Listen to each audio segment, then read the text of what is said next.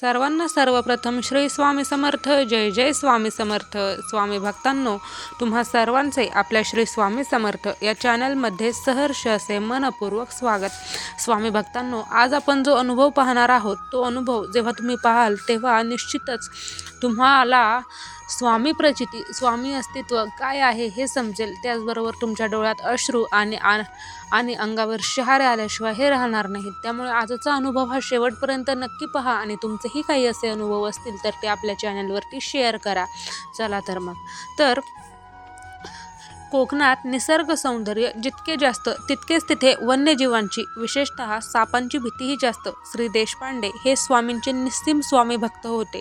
त्यांच्या घरात नित्य नियमाने स्वामींची पूजा, आरती आणि पारायण चालत असे. त्यांचा जुन्या पद्धतीचा कौलारू वाडा होता. ती अमावस्येची रात्र होती. बाहेर मिट्ट काळोख आणि रातकिड्यांचा कर्कश आवाज. रात्रीचे साधारण 2 वाजले असतील. देशपांडे काकांना अचानक जाग आली. त्यांना तहान लागली होती म्हणून ते उठले.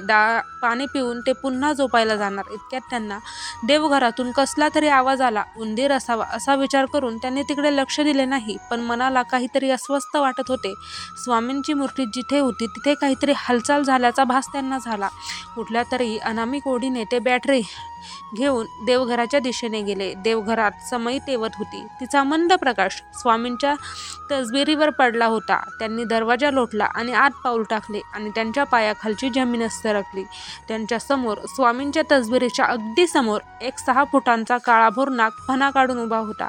काका जिथे उभे होते तिथून हा नाग अवघ्या 2 फुटांवर होता. त्यांचा श्वास तिथेच थांबला आणि ओरडावे तर आवाज फुटत नव्हता आणि हलावे तर नाग दंश करेल ही भीती. तो नाग अत्यंत रागात वाटत होता. त्याचा फणा डोलत होता आणि डोळे लकाकत होते. तो साक्षात मृत्यूच त्यांच्या समोर उभा होता. त्या क्षणी काकांच्या मनात एकच नाव आले, श्री स्वामी समर्थ. त्यांनी मनातल्या मनात स्वामींचा धावा सुरू केला. डोळे मिटून घेतले, कारण त्या भयावह मृत्यूकडे बघण्याचे धाडस त्यांच्यात नव्हते. ते थरथर कापत होते. त्यांना वाटले आजचा दिवस हा आपला शेवटचा दिवस. आता हा नाग दंश करणार आणि सर्व संपणार. पण काही सेकंद उलटले, काही मिनिटे उलटली, काहीच झाले नाही. फक्त एक सळसळल्याचा आवाज कानावर आला. त्याने भीत डोळे उघडले आणि जे दृश्य त्यांनी पाहिले ते पाहून त्यांच्या अंगावर सरसरून काटा आला. तो नाग जो मगाशी पूर्ण फणा काढून आक्रमक पावित्र्यात होता तो आता शांत झाला होता. आश्चर्याची गोष्ट म्हणजे त्या नागाने आपला फणा खाली घेतला होता आणि तो हळूहळू स्वामींच्या तसबिरीकडे सरकत होता, जणू काही तो स्वामींना नमन करत असावा. त्या नागाने तसबिरीला प्रदक्षिणा घातल्यासारखी हालचाल केली आणि मग कुठून तरी आदेश मिळाल्यासारखा तो नाग शांतपणे मागच्या खिडकीतून, जिथून आला होता तिथून बाहेर निघून गेला. त्याने काकांना साधे शिवले सुद्धा नाही. काका अजूनही तिथेच खिळून उभे होते. त्यांचा विश्वासच बसेना की ते जिवंत आहेत. ते धावत स्वामींच्या तसबिरीजवळ गेले आणि धाय मोकलून रडू लागले. तेव्हा त्यांच्या लक्षात आले की तसबिरीवर ठेवलेले बेलपत्र खाली पडले होते आणि ते बरोबर त्या जागी पडले होते जिथे तो नाग फणा काढून उभा होता. जणू स्वामींनी आपल्या भक्ताला वाचवण्यासाठी ती बेलपत्राची ढालच पुढे केली होती. दुसऱ्या दिवशी सकाळी त्यांनी वाड्याच्या बाहेर पाहिले तर तिथे वाळूवर एका प्रचंड मोठ्या सापाचे वळण स्पष्ट दिसत होते. गावातील लोकांनी ते पाहिले तेव्हा ते म्हणाले, राव, एवढ्या मोठ्या नागाच्या तावडीतून वाचणे म्हणजे पुनर्जन्मच. तुम्हाला स्वामींनीच वाचवले. हा अनुभव ऐकताना आजही अंगावर काटा येतो. त्या रात्री त्या बंद खोलीत त्या भयंकर नागाला शांत करणारे आणि त्याला माघारी जाण्यास भाग पाडणारे ते सामर्थ्य दुसरे कोणाचे नसून ते आपल्या स्वामी समर्थ महाराजांचे होते.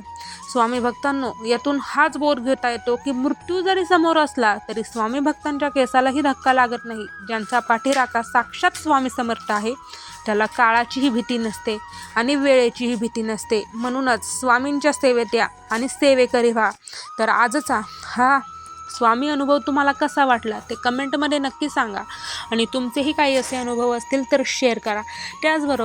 त्याचबरोबर आपल्या श्री स्वामी समर्थ या चॅनलवर आपले हे स्वामी अनुभव, स्वामी संदेश हे रोजच्या रोज येत असतात. त्यामुळे आपल्या चॅनलला सबस्क्राईब करून रोजचे येणारे स्वामी अनुभव आणि स्वामी संदेश यांचा आस्वाद नक्की घ्या. आणि म्हणून चॅनलला सबस्क्राईब आणि व्हिडिओ आवडल्यास लाईक, शेअर, कमेंट नक्की करा.